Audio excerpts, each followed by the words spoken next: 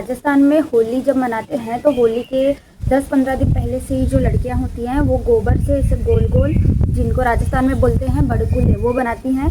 और फिर जब होली का दहन होता है उस दिन उनको उस दहन में डाल के आती है। महाराष्ट्रियन कल्चर में होली का दहन में नारियल डालते हैं, लेकिन राजस्थानी कल्चर में ये गोबर से बने हुए बड़कुले डालते हैं। तो अब जैसा कि आपको पता है कि मैं तो राजस्थानी हूँ, यहाँ रहती हूँ, लेकिन फिर भी हम राजस्थानी हिसाब से बड़कुले बनाएंगे और होली का दहन में नारियल के साथ साथ ये भी डाल के आएंगे, जिसके लिए हमें सबसे पहले चाहिए गोबर।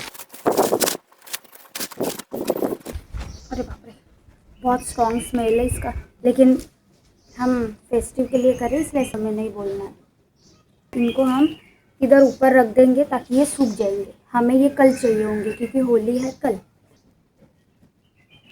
ऐसे गोबर लेना होता है, इसको ऐसे ऐसे करके फिर इसको ऐसे करने का,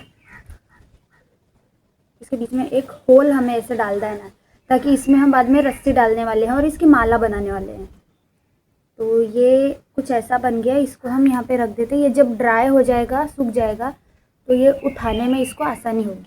वैसे इस बार हमारे घर पे होली जो है वो उस तरह से मनेगी नहीं जैसे हर बार हम सेलिब्रेट करते हैं, क्योंकि मेरी जो दीदी है उनकी जो सास है वो एक्सपायर हो गए हैं। सिर्फ 4-5 दिन ही हुई है, इसलिए हम होली सेलिब्रेट नहीं करेंगे। लेकिन ये जो काम है ये तो हमें करना ही पड़ता है, इसलिए ये हम करेंगे। जब मैं छोटी थी तब मैं ऐसे बनाती थी मेरी दीदियों के साथ। अब मैं करीबन 11-12 सालों से यहीं पे रह रही हूँ महाराष्ट्र में। बहुत आसान है, जब मैं छोटी थी तब बनाती तो मुझे बहुत मज़ा आती थी।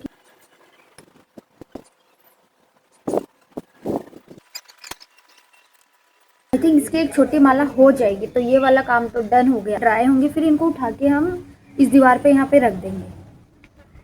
आपको दिखाते हैं, ये कुछ ऐसे दिख रहे हैं, इनके बीच में होल है जिनसे हम रस्सी डाल देंगे और इनकी बन जाएगी एक माला। तो ये वाला काम तो हमारा डन हो गया। अब इन्हें रखते हैं सूखने के लिए, थोड़ी देर बाद आएंगे, तब तक ऊपर जाके थोड़ी पेट पूजा करके आते हैं। तो जब तक हमारे बड़कुले सूखते हैं तब तक हमने गर्मा गर्म बना ली है चाय। ये थोड़े ड्राई हो गए हैं, अभी इनको ऊपर रख देते हैं।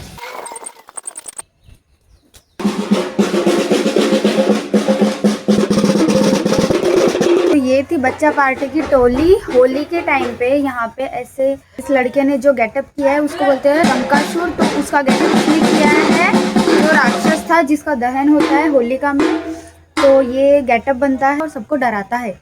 अभी बज रहे हैं 11:30। चिंटू राम तो फ़ोन देखने में बिजी है और हमें अभी करना है एडिट। वैसे कल तो छुट्टी है, हमें कल और परसों 2 दिन की छुट्टी है क्योंकि कल होली है, तो लेट उठेंगे। मिलते हैं कल के ब्लॉग में।